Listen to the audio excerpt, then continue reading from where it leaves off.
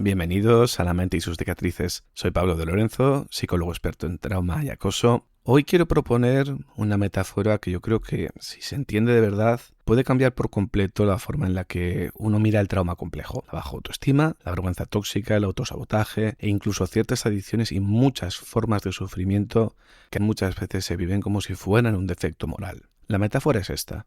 El trauma psicológico complejo se parece, en muchos casos, a una enfermedad autoinmune de la propia mente, no porque la persona esté mal per se, no porque haya nacido defectuosa, no porque tenga emociones malas o una personalidad intrínsecamente torcida, sino porque su sistema de supervivencia aprendió en un contexto relacional concreto a confundir partes de sí misma con una amenaza. Y una vez aprendido esto, el organismo empieza a actuar como si esa interpretación fuera una realidad objetiva. Y esto es muy importante. Hay gente que no vive solo con dolor, vive con un manual interno que dice algo así como: hay algo malo en mí, no soy suficiente, si me ven de verdad, me rechazarán, si no me adapto, pierdo el vínculo, o si no agrado, me quedo solo. También, si no me vigilo, algo muy malo va a pasar. Y cuando este manual no es una idea superficial, sino que se ha transformado poco a poco en una verdad implícita, incrustada en el sistema nervioso, en la identidad, la forma de leer el mundo,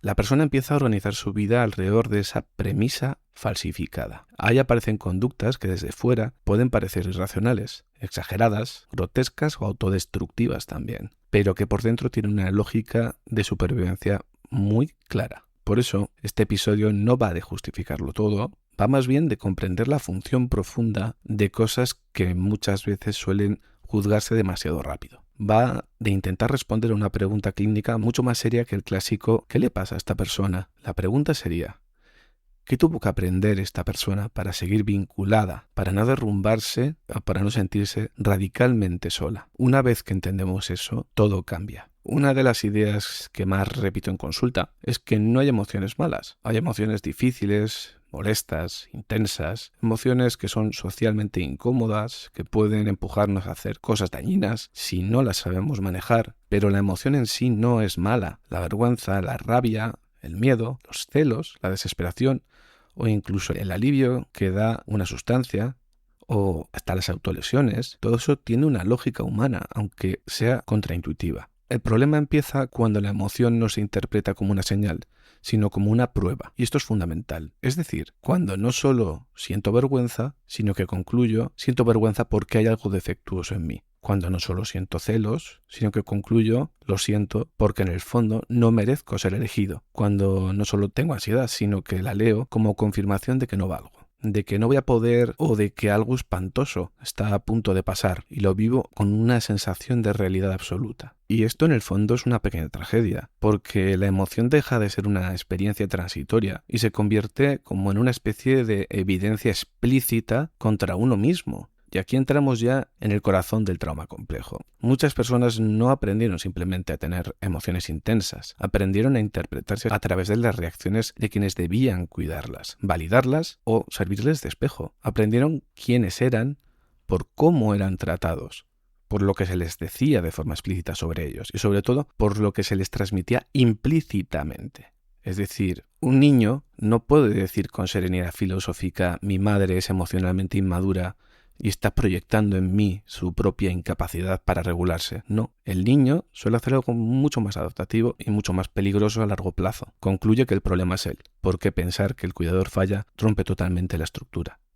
Es demasiado duro. Pensar que el vínculo no es seguro duele muchísimo. Pensar que quien me cuida no me ve o me ve mal resulta insoportable cuando de ese vínculo depende toda mi supervivencia. Entonces la psique hace un movimiento brillante y trágico a la vez. Sacrifica verdad por apego. sacrifica una lectura realista del contexto para mantener la posibilidad de seguir conectado a esa figura de vínculo sin perder la idealización. Y ahí nace muchas veces la programación de fondo. Porque, claro, ¿cómo se fabrica una identidad herida? Voy a intentar ponerlo de forma muy clara.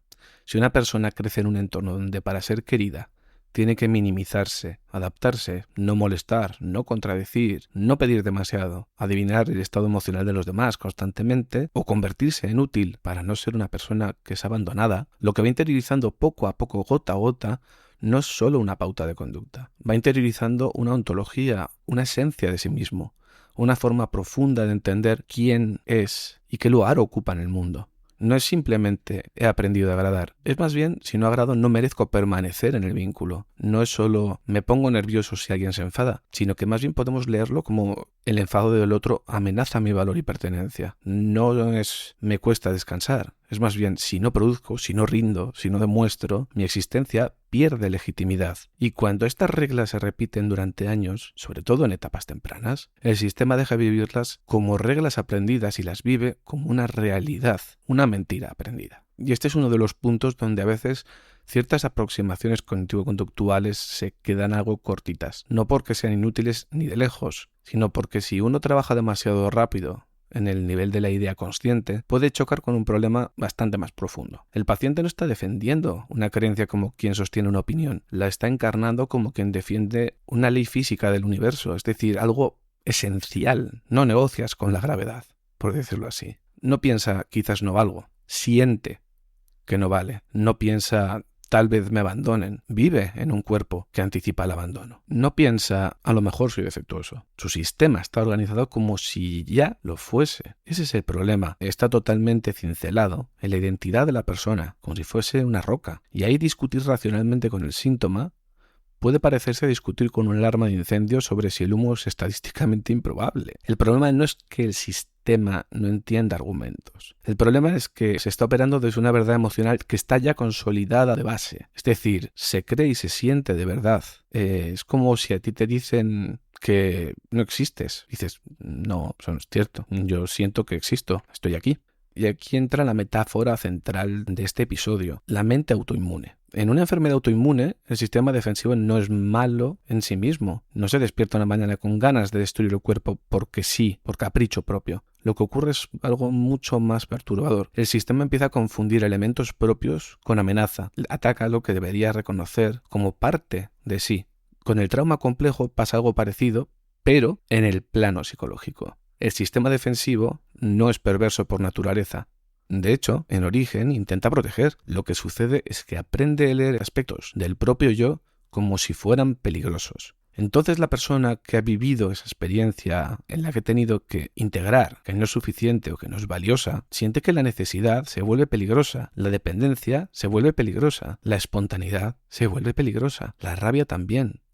La vulnerabilidad, el deseo, incluso la ambición o la expresión de sus emociones, porque puede activar culpa, envidia interiorizada o miedo a la caída. Entonces, el aparato psíquico propio despliega estrategias para neutralizar esa supuesta amenaza interior, y ahí aparecen el autoataque, el hipercontrol, el perfeccionismo, la desconexión, la disociación, los consumos, la compasión hacia todos menos hacia uno mismo, lo cual lleva al aislamiento, la sumisión, la complacencia, la adulación o incluso la agresividad defensiva. Y visto desde fuera, malinterpretado, vemos que esta persona se autosabotea, esta persona siempre elige mal, esta persona tiene muy baja autoestima, es demasiado dependiente, está enganchada, tiene muchísimo orgullo, es celosa. Visto funcionalmente, el organismo está intentando gestionar una verdad interna insoportable con los recursos que tiene. Y aquí conviene ser precisos. Entender la función no justifica el daño.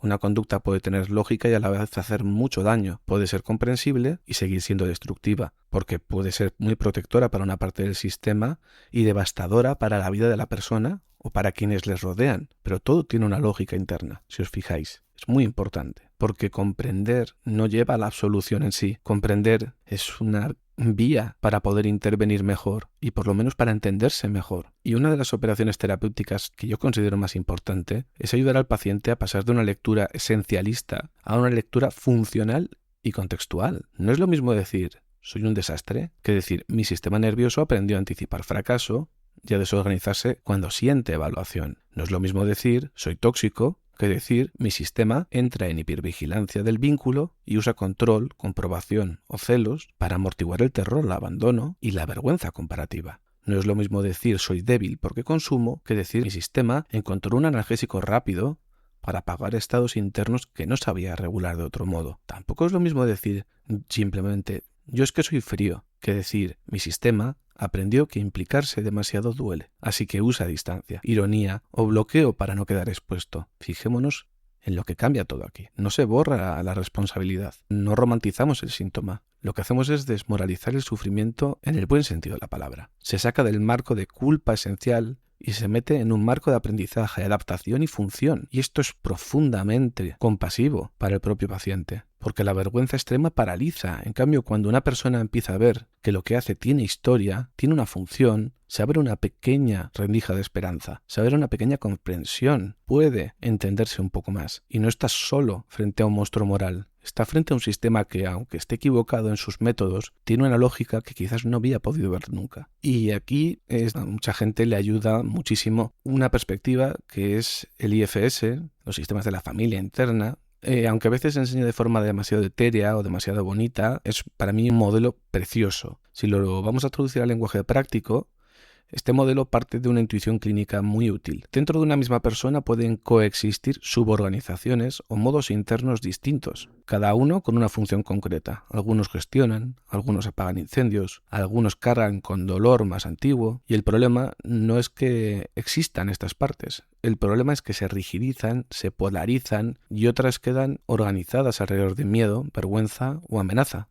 Tendríamos, por ejemplo, los llamados exiliados, que serían, dicho de manera sencilla, esos núcleos de dolor, soledad, humillación, terror, desamparo o sensación de no valer que el sistema intenta apartar de sí mismo, porque resultan demasiado difíciles de sostener en bruto, son demasiado abrumadores, muy molestos, pero los sentimos como reales. Después tendríamos partes gestoras o protectoras más preventivas: perfeccionismo, hiperadaptación, necesidad de agradar, autoexigencia, hipervigilancia, intelectualización, que es racionalizar todo, control de los vínculos, evitación, o incluso, como decíamos, superioridad defensiva. La función es que ese dolor más profundo no se active o no se nota demasiado. La ansiedad social es uno de estos protectores. Pero también tendríamos otro rango más, que serían los protectores más impulsivos o de emergencia, lo que en IFS suele llamarse bomberos, que serían los consumos, atracones, la pornografía compulsiva, explosiones de rabia, una desconexión disociativa, irse mucho a la fantasía, conductas de riesgo, autolesión,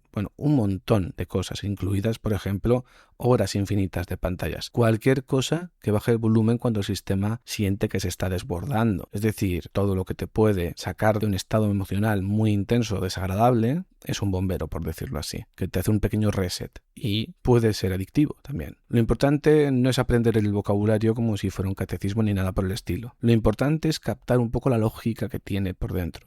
Lo que parece absurdo muchas veces está organizado alrededor de una función protectora. Cuando un paciente me dice, sé que lo que hago me hace daño, pero no puedo dejar de hacerlo, muchas veces lo que está diciendo en realidad es una parte de mí cree sinceramente que si suelta esta estrategia, algo todavía peor ocurrirá. Y esta es una pregunta de oro en terapia. ¿Qué teme tu sistema que pase si dejas de hacer esto? Y ahí es donde aparecen respuestas muy potentes. Si dejo de agradar, me quedo solo. Si dejo de consumir, sentiré demasiado.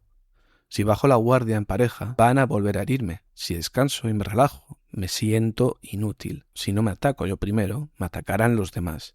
Si no vigilo, me engañarán. Y si no me desconecto, me derrumbo. Eso es muchísimo más clínico que limitarse a decir esta conducta es desadaptativa. Punto. Claro que lo es. La cuestión es desadaptativa respecto a qué y protectora frente a qué. También tenemos que entender una cosa, que es que hay conductas que duelen mucho y aún así parecen coherentes. Vamos a verlo en ejemplos bastante comunes. Por ejemplo, la vergüenza tóxica. Desde fuera parece simplemente inseguridad, baja autoestima y sensibilidad muy alta a la opinión ajena. Pero muchas veces no es eso sin más. Es un sistema que aprendió que ser visto de verdad es peligroso. ¿Por qué? Porque ser visto de verdad es que vean que no vales, lo que sientes de fondo sobre ti mismo como una realidad. Entonces se vigila, se reduce, se edita, se compara y se castiga antes de exponerse a una mirada que anticipa como humillante y castigadora. Es decir, la persona se ataca a sí misma, maltrata a sí misma casi, para poder ser valiosa, para que no vuelva a emerger ese dolor de que vean que no vale y volver a sentirse poco valioso. Después de la vergüenza tóxica, los celos, por ejemplo, desde fuera se interpretan enseguida en clave de posesividad o inmadurez. A veces lo son, totalmente, pero con frecuencia también expresan una combinación explosiva de apego ansioso, terror comparativo, anticipación de abandono y sensación de ser reemplazable. No estoy defendiendo los celos destructivos, que conste. Estoy diciendo que si no entendemos la lógica que los alimenta, trabajaremos solo sobre lo superficial. Por ejemplo, también el aislamiento. Hay personas que se apartan no porque no les importe nadie, sino porque el contacto se ha asociado a exigencia, juicio, sentirse invadidos o acabar agotados intentando complacer a todo el mundo. Aislándose pierden mucho, sí, claro, pero también evitan una activación que su sistema ya ha codificado como excesiva. También tenemos el consumo de sustancias, que muy a menudo no empieza como vicio en el sentido moral. Empieza como alivio, regulación, descanso del ruido, sensación de pertenencia, tregua, anestesia. El problema es que el analgésico se convierte después en una trampa que secuestra todo el sistema de recompensa y agrava lo que se prometía aliviar. También el perfeccionismo. Hay quien lo vive como virtud, pero muchas veces es una defensa que sale muy cara. No busca excelencia, busca inmunidad frente a la vergüenza, la crítica o la sensación de no ser suficiente. Hay una frase que me gusta mucho. Hay gente que vive la vida como una bicicleta. Si para, se cae. Si para de hacer cosas súper bien, de trabajar constantemente, de hacer lo que se espera de ellos, pero de forma brillante, no pueden descansar, porque eso brota dolor, por miedo. Todo esto duele, todo esto genera problemas. Todo esto puede dañar a otros y daña muchísimo a la propia persona, pero nada de eso invalida la pregunta funcional. El síntoma suele ser caro, a veces brutal, grotesco, a veces muy elegante por fuera y devastador por dentro, pero casi nunca es arbitrario. Nada, en este sentido casi nada, aparece porque sí, tiene un sentido y una lógica profunda.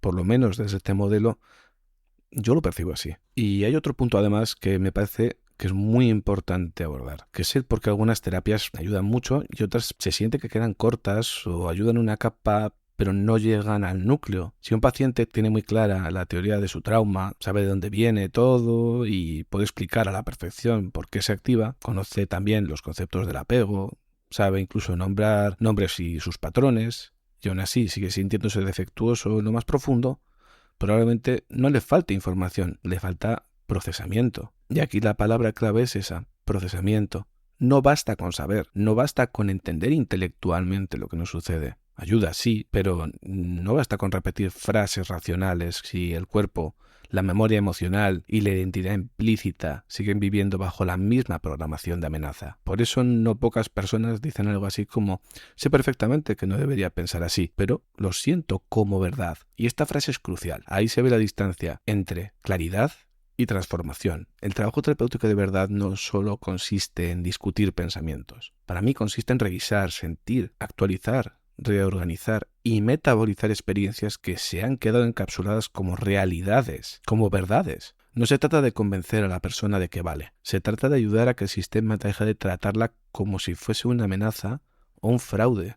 Porque claro, si usamos el lenguaje de IFS, de los sistemas de familia interna, podríamos decir que muchas terapias profundas intentan, de una manera u otra, acercarse a los exiliados, es decir, a esos núcleos de experiencia que el sistema ha enterrado o encapsulado porque resultan demasiado dolorosos, aunque siguen dictando esa identidad, pero desde, como en su propio nombre dice, el exilio. No se quieren sentir de nuevo. Por ejemplo, MDR puede ser una vía muy potente para esto. ¿Por qué? Porque no se limita a hablar del problema, sino que facilita un reprocesamiento de memorias, emociones, sensaciones corporales y significados asociados. Ayuda a que una experiencia que quedó fijada como amenaza absoluta pueda integrarse de otra manera. Nada borra la historia, pero modifica la forma en la que esta historia sigue viviéndose dentro.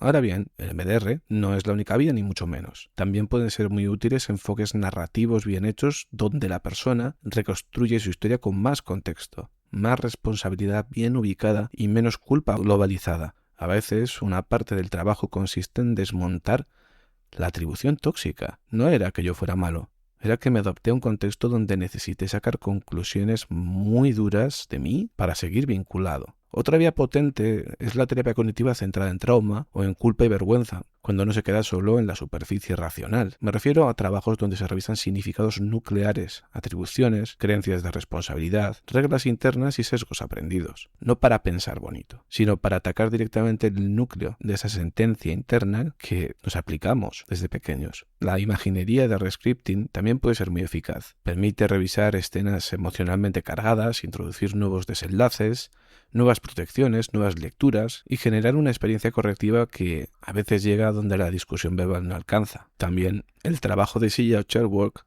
aunque a algunas personas les suene raro al principio, puede ayudar muchísimo a diferenciar voces internas. Por ejemplo, poner en diálogo al crítico con la parte herida o a la exageración con el miedo que la sostiene. Esto no solo aclara, también defusiona, hace que no nos sintamos tan pegados a ese estado emocional. La exposición emocional bien dosificada, si está bien planteada, también puede ser terapéutica. Hay partes que necesitan poder acercarse a ciertas emociones o recuerdos sin colapsar ni huir, para que el propio sistema aprenda que sentir no equivale a morir psíquicamente. Y no olvidemos algo básico: la relación terapéutica. Para muchas personas, ser leído de forma menos humillante, menos utilitaria y menos invasiva por otro ser humano ya es en sí una experiencia correctiva profunda. Y en trauma complejo es más importante aún. No basta sola, pero pesa muchísimo, porque el trauma complejo suele haberse formado dentro de relaciones. Y parte de la reparación también ocurre dentro de relación, en este caso terapéutica. Así que no hace falta casarse con un modelo único. Lo importante es que la intervención toque lo que tiene que tocar: la memoria emocional, la atribución de significado, la sensación de amenaza interna, la vergüenza nuclear y las estrategias protectoras que se organizaron alrededor de todo eso. Y es importante matizar que aquí hay responsabilidad pero sin crueldad, porque suele haber un malentendido muy común. A veces cuando uno habla así, parece que está quitando responsabilidad a la persona, y no es cierto. De hecho, responsabilizar bien requiere comprender mejor. Si yo reduzco un consumo a falta de voluntad, probablemente no entenderé qué función reguladora cumple y mi intervención será pobre. Si reduzco los celos a ser tóxico, quizá la persona se sienta aún más avergonzada y esconda mejor el problema, pero no entenderá regular el terror que hay debajo. Si reduzco el autosabotaje a pereza, no entraré en el miedo al juicio, al fracaso o al éxito que puede estar organizando ese patrón. La responsabilidad madura no consiste en culpabilizarse brutalmente, consiste en poder decir: entiendo de dónde viene esto, entiendo para qué me ha servido, entiendo el coste y el precio que tiene, y ahora voy a aprender otras maneras de manejarme. Es muy distinto que excusarse. Y también es muy distinto de seguir odiándose. De hecho, muchas personas no cambian precisamente porque siguen tratándose a sí mismas como enemigos. Quieren sanar a base de autoagresión y reproche. Quieren dejar de consumir sintiéndose basura. Quieren vincularse mejor mientras se desprecian, regular su miedo insultándose por tener miedo. Y eso suele fracasar porque reproduce el mismo esquema autoinmune. Intenta curarse atacándose. Aquí está el núcleo. La compasión, aunque parezca que, aunque una persona que tiene una base en la que siente que no vale, sienta que si baja la guardia no va a poder cambiar nunca eso que le hizo ser malo, es ahí donde tenemos que tocar. Ya que por eso el título de este episodio. Lo normal es que, debido a que hemos aprendido que no valemos o que no somos suficientes, nuestro organismo hace una constelación de síntomas funcionando perfectamente para anticiparse de nuevo de esos rechazos, de no valer, esa rumiación, ese crítico interno despiadado que nos critica por todo. Realmente lo que quiere es que seamos por fin aceptables y queribles, pero se está equivocando totalmente, porque la premisa está falsificada. La pregunta es, claro, ¿de dónde? De nuestro aprendizaje, del lugar que ocupamos y se quedó grabado en nuestra memoria implícita y cincelado en la identidad. Y para los que escuchéis esto y os reconozcáis, si sentís que todo esto os resuena, me gustaría daros una idea clara. Mira, que tu sistema se haya organizado de esta manera no significa que seas una persona falsa, débil, mala o incurable. Significa que hubo reaprendizajes muy profundos que en algún momento tuvieron sentido adaptativo, pero a veces un sentido dolorosísimo, pero sentido al fin y al cabo. Tu vergüenza no nació porque sí, ni tu necesidad de agradar, ni el hipercontrol, ni el consumo, ni la distancia emocional, ni la celotipia, ni la autoexigencia, ni el autoataque, ni la frialdad defensiva. Nada esto nació por azar. No todo es trauma, por supuesto. No conviene convertir el trauma en una especie de religión explicativa universal, pero sí conviene reconocer que muchas de las cosas que luego llamamos carácter, defecto o baja autoestima son en realidad adaptaciones de un sistema que aprendió a sobrevivir en condiciones bastante precarias y difíciles emocionalmente. Y una adaptación puede volverse carísima sin dejar de ser una adaptación. Y esto es muy importante porque abre la puerta a algo muy valioso. Si fue aprendido, puede ser reaprendido. Si fue organizado, puede reorganizarse. Y si una parte de ti aprendió a vivir bajo una acusación permanente, también otra parte de ti puede empezar a construir una relación distinta con ese dolor. Matizo, no es rápido, no es lineal, no es una cosa sencillísima, pero es posible, probablemente mucho más posible de lo que crees. Y voy cerrando con la idea principal. El trauma complejo se parece a una enfermedad autoinmune de la propia mente, porque el sistema de defensa, tratando de sobrevivir, acaba atacando aspectos del propio yo, de la necesidad, del deseo, del vínculo o de la vulnerabilidad como si fuera una amenaza, porque deja ver de alguna manera que no valemos. La persona no se limita a sufrir, aprende a interpretarse desde una lógica del peligro y a partir de ahí organiza defensas coherentes con esa realidad interna. Se castiga, se exige, se esconde, se disocia, consume, controla, agrada, vigila, huye o endurece su propio corazón, se hace de piedra.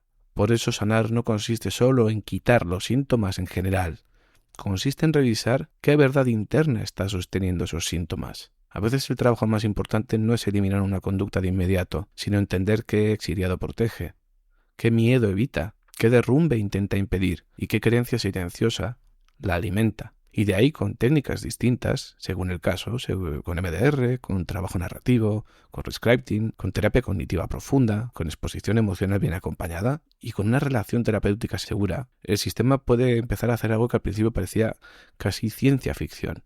Dejar de tratar al propio yo como territorio hostil. Y ese quizás sea uno de los grandes objetivos de una buena terapia.